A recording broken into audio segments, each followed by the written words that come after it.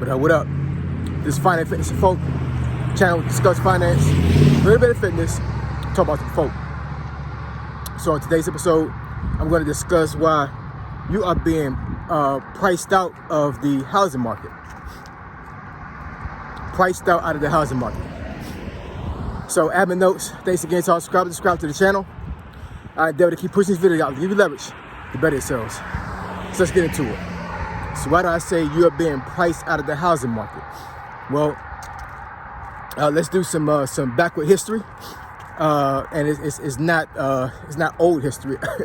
So during the pandemic, the start of the pandemic, I would say probably late 2020, right, when stuff really started opening back up, and it was one of those things where like it was limited access to certain things. Everybody was masked up, all those type of things, right? So of course, a lot of businesses went to a business model where a lot of folks were working from home, and of course, because of the virus, folks didn't know what the hell was going on. Vaccines wasn't out yet, so it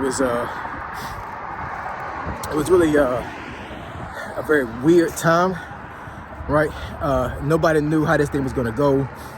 Folks thought it was going to be the end of the world. I mean, like, folks were scared to death about this thing, the coronavirus, right? So, of course, there was a lot of folks that exited out of big cities, out of cluttered apartments, and they went into the suburbs, went into the country, and started buying homes or just buying property in general to get away from crowds, right? Because the premise was that as long as you stayed away from people, you were okay, right? And then, of course, a lot of businesses started to, if they could, depending on what kind of business it was, they allowed their workers to start working remotely, doing telework, things of that nature. So, of course, that even gave even more of an incentive for folks to start buying homes. And I want to say maybe, I would say probably about either the beginning or the middle of 2021 is when things started getting really, really weird when it came to buying homes. Because you had a lot of folks that were being outbidded, right? You may have, for example, a home that was maybe $400,000, and you come to the table with your 20% or whatever the bank required you to have up front as far as a down payment, all depending on what kind of loan you had, right? And you would have another person that would come as another person interested in the home, and they would say, okay, we'll give this person $410,000. Now it became a bidding war. Now you're going back and forth with another buyer to try to get this home. And I mean, some people were paying $100,000 over what the home was priced at. Not to include waiving the home inspection. Home inspection meaning that there wasn't a person that came out and did the normal checks, like making sure that the plumbing was right, making sure the integrity of the home was correct. Just doing basic stuff that folks need to do before they buy a home. You don't want to buy a home that's jacked up before you walk in there. You know what I'm saying?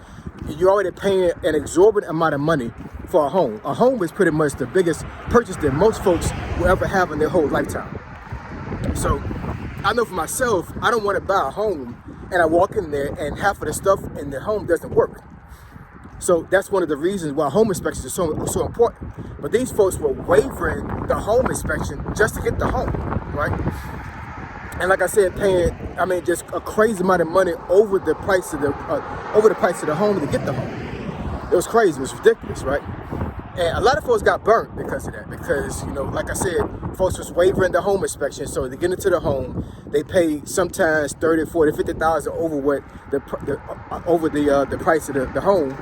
And now you got problems that the homeowner didn't tell you about, right? And even with newer homes, right? New builds that these companies were building, like Ryan Homes, Lennar Homes,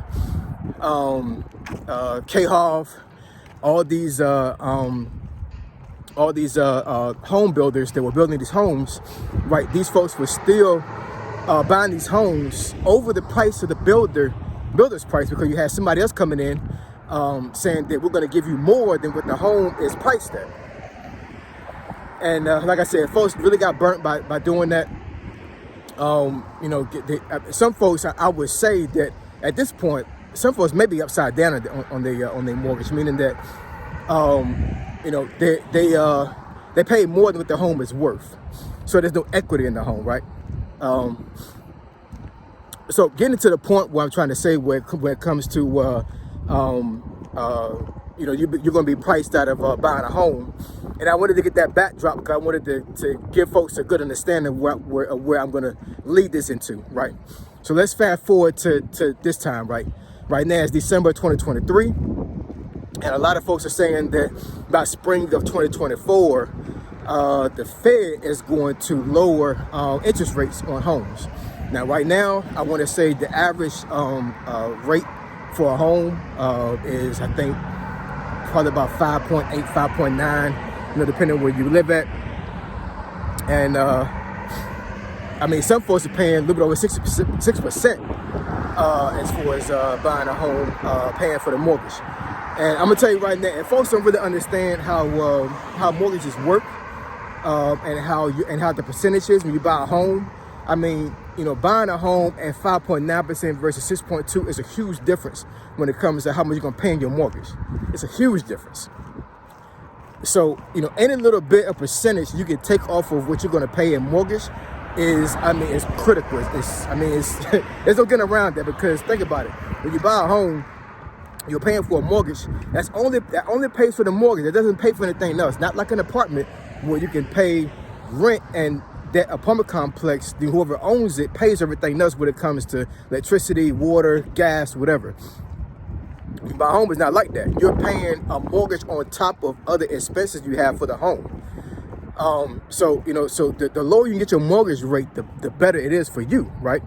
Because you got some loans where they require you to have mortgage insurance.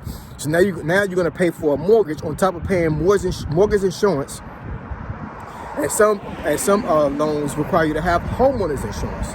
So now you're paying another amount. You know what I'm saying? So once again, the mortgage rate you get on a home is critical, because folks are going to be priced out of homes if the percentage goes up more than what it is right now. What they say is the mortgage rate is going to go down a little bit over time as next year comes in. And I'm going to tell you right now, when those mortgage rates go down, these investors are going to jump on it, and these investors are going to outbid you if you don't have your money right. If you go into the table with 20% of whatever home you're trying to get, you might want to go to the table with 30%, because these investors are not playing.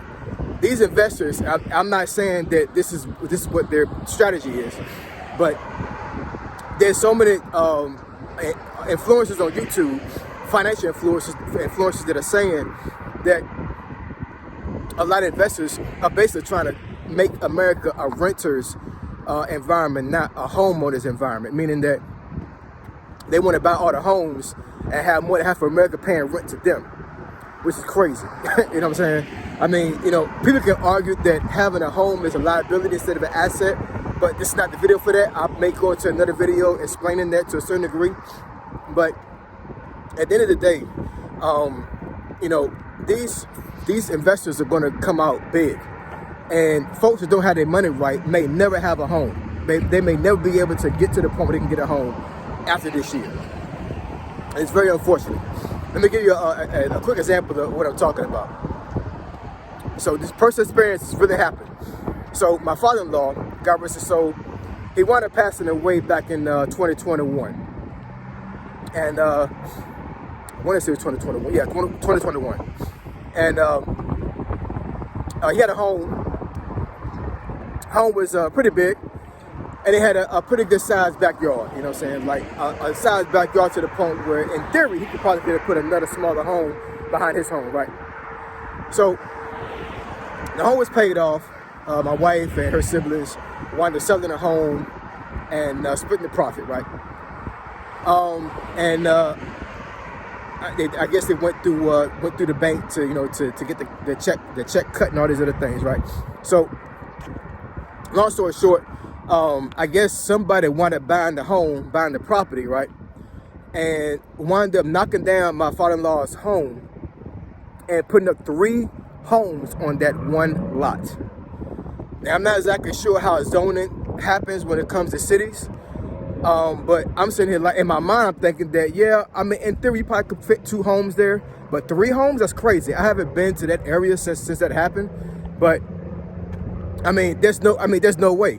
Like that home, those 3 homes must be, they probably have no front yard. They probably barely have a backyard. I'm pretty sure you could probably stretch out both arms and touch each home. Like this, I mean, I can't even imagine having 3 homes in that one lot.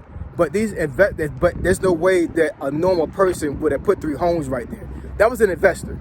Like you don't have to be a rocket scientist to understand that an investor came in, bought that lot, zoned it for 3 different zones, and then put 3 homes in that one lot. That's crazy. So you got an investor that put 3 homes in place of 1 home, which means they're collecting 3 different incomes from 1 lot. I'm not hating, you know what I'm saying? Like, get your money, man. You know what I'm saying? Get your money. I'm just saying that, you know, your average person is going to have a really extremely hard time getting a home once next year comes in, because once these rates go down, it's game on. You know what I'm saying? And if you don't have your money right, you don't have your credit right, your finances right, you may never get in a home.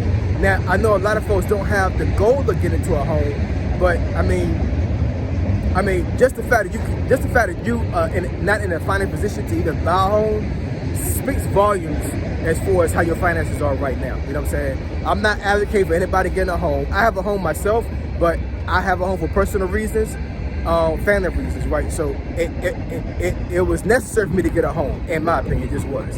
An apartment did not suit my family dynamic. It just didn't, right? I mean, if I had a choice, I would have got a townhome. Because, you know, it's still a home environment, a home situation, but I had to deal with, you know, cutting grass and all these other things, right? But, you know, for me, a single family home was essential for my family dynamic. Now, what if I was in a situation where I couldn't do that? You know what I'm saying? It would have been a huge problem for me, right?